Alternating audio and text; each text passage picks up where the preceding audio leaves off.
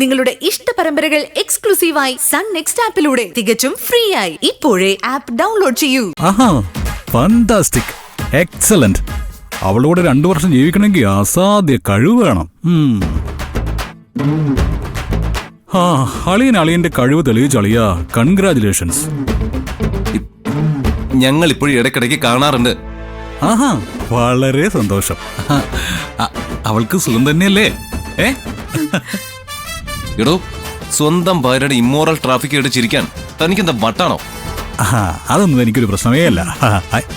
I am the answer അളിയ, I am the answer. ഞങ്ങളുടേതേ ഒരു liberal ഫാമിലിയാണ്. ഞാൻ മുൻപൊരു കല്യാണം കഴിച്ചത് സാറിനൊരു വിഷയമേ അല്ല. സാർ ഇതിനു മുൻപ് ഒരുപാട് കല്യാണം കഴിച്ചിട്ടുണ്ട്. കൃത്യമായ എണ്ണം എടുത്താ 16,008 എണ്ണം വരും. എനിക്കതൊന്നും പ്രശ്നമല്ലാത്തതുകൊണ്ട് സാർ എനിക്ക് ഫ്രീഡം തന്നിരിക്കുക. പറയാനുള്ളത് അങ്ങോട്ട് പറഞ്ഞിട്ട് വേഗം ഫോൺ വെക്കണ്ട മിഥുനമ്മാവാ. നീ ഈ ഫോൺ കട്ട് ചെയ്തിട്ട് വേണം എനിക്ക് എന്റെ 16,008 ഭാര്യമാരെ വിളിക്കാൻ. രണ്ടുപേരും കൂടി എന്നെ കളിയാക്കാന്ന് എനിക്ക് മനസ്സിലായി. ഈ ഐക്യം അധികകാലം നിൽക്കില്ല. ഗൗതം നിന്നെ ഉപേക്ഷിക്കും. അന്ന് നിനക്ക് ഞാനേ ഉണ്ടാവൂ. എന്റെ ഭാര്യയ്ക്ക് നീ ഉണ്ടല്ലോ, എനിക്ക് സമാധാനമായി. നീ ഉണ്ടില്ലെങ്കിൽ അവളെ ഊട്ടണം, നീ ഉടുത്തില്ലെങ്കിൽ അവളെ ഉടുപ്പിക്കണം. കേട്ടോ അപ്പൂപ്പ? എന്റെ ഭാര്യ ഈശ്വരമംഗലത്തുകാർ തടവിൽ പാർപ്പിച്ചിരിക്കുകയാണെന്ന് ഞാൻ പരാതി കൊടുക്കും. കോടതിയിൽ ഹേബിയസ് കോർപ്പസ് ഞാൻ ഹർജി കൊടുക്കും. നല്ല തീരുമാനം ചിറ്റപ്പ. കോടതിയിൽ പോവുകയാണെങ്കിൽ കേസ് എന്റെ ഫ്രണ്ട് അഡ്വക്കേറ്റ് അർജുനെ വേണം ഏൽപ്പിക്കാൻ. സൂപ്പറായിട്ട് വാദിക്കും. ഞാൻ അവനോട് പറഞ്ഞു ഫീസ് ഉറപ്പിച്ചു തരാം. അതിലും നല്ലതേ കോടതിക്ക് പുറത്ത് ഒത്തുതീർപ്പാക്കുന്നതാ. കേസായ വർഷങ്ങളോളം അതിന്റെ പുറകെ നടക്കേണ്ടി വരും. നീ ഇപ്പോഴേ അപ്പൂപ്പനായതുകൊണ്ടേ നീ ചത്തുപോവും. വേട്ട് ചേർക്കാം. പിന്നെ കൊച്ചാ, കേസ് കൊടുക്കുന്നെങ്കിൽ ഉടനെ കൊടുക്കണം. അധികം വൈകിയാ നീതി ചിലപ്പോ പ്രഗ്നന്റ് ആവും. ഇരിക്കട്ടെ.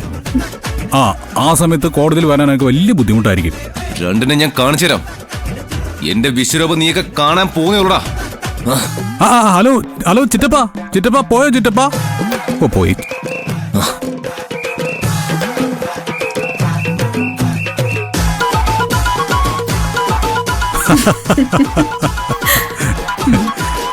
അവൻ സ്വപ്നത്തിൽ പോലും വിചാരിക്കാത്ത മട്ടിലുള്ള ഡോസാണ് കൊടുത്തത്. എന്നെ ഭീഷണിപ്പെടുത്താൻ വേണ്ടി വിളിച്ചായിരിക്കും. നമ്മൾ ഇങ്ങനെ പെരുമാറിയപ്പോ അവന്റെ കിളി പോയി. സംഗതിയൊക്കെ എനിക്ക് ഇഷ്ടപ്പെട്ടു. മൊത്തത്തിലുണ്ടായിരുന്ന ഒരു സെന്റിമെന്റൽ സീൻ മാറി സംഭവം വീണ്ടും കോമഡി ട്രാക്കിൽ വന്നു. എന്റെ മൈൻഡ് നല്ല ഫ്രഷായി.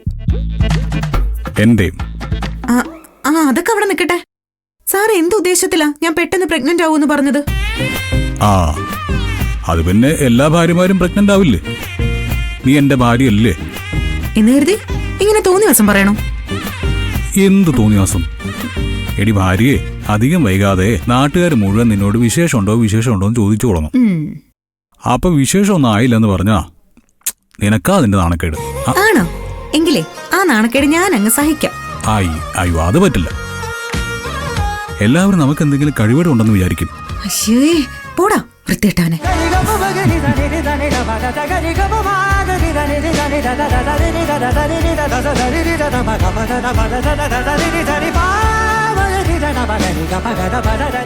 ഞാനൊരു കാര്യം തീരുമാനിച്ചു കഴിഞ്ഞു. നമുക്ക് അധികം കുഞ്ഞുങ്ങളൊന്നും വേണ്ട. എല്ലാ വർഷവും ഓരോ റിലീസ്. 12 വർഷം കൊണ്ട് ഒരു ഡസൻ കുട്ടികൾ. അയ്യടാ, അത് മതിയോ? നിനക്ക് താല്പര്യമുണ്ടെങ്കിൽ കൂടുതൽ ആവാം. കുട്ടികളുടെ എണ്ണം ഒരു 100 തേക്കാം. ഈശ്വരമംഗലത്ത് ജനിക്കട്ടെ ഒരു കൗരവപ്പട. അയ്യോ, ഈ മനുഷ്യൻ എന്നെ നാണം കെടുത്തുവോ? അയ്യടാ, വഷളത്തരം പറഞ്ഞിട്ട് ചിരിക്കുന്നോടെ ദുഷ്ട. ഒരു ഇടി തരാന്ന് വെച്ചാ അതിനും പറ്റില്ല. സകല നട്ടും ബോൾട്ടും അഴിഞ്ഞു കിടക്കില്ല. ഞാൻ എങ്ങനെ ഇരിക്കുന്നത് വിചാരിച്ച് അഹങ്കരിക്കണ്ട. ഒരു ഗുസ്തി ഇപ്പൊ നടത്തിയ 9 മാസവും 10 ദിവസം കൊണ്ട് നമ്മുടെ ആദ്യത്തെ റിലീസ് നടക്കും. പോടാ, നാണോ മാനൂല്ലാത്ത കൊരങ്ങ. ദേഹം അനക്കാൻ വയ്യെങ്കിലും പറയുന്ന വഷളത്തരത്തിന് ബെല്ലും ബ്രേക്കും ഇല്ല. എന്റെ സ്വന്തം ഭാര്യയോടല്ലാതെ വേറെ ആരോടാ ഞാൻ ഈ വഷളത്തരൊക്കെ പറയാ? പറഞ്ഞിട്ട് ഇങ്ങോട്ട് വാ, ശരിയാക്കി തരാൻ ഞാൻ.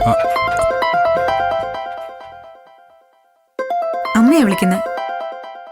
ഞങ്ങളുടെ സംസാരം കേട്ട സാറിന് ബോറടിക്കും. ഞാൻ മാറി നിന്ന് സംസാരിച്ചോളാം. ശരി.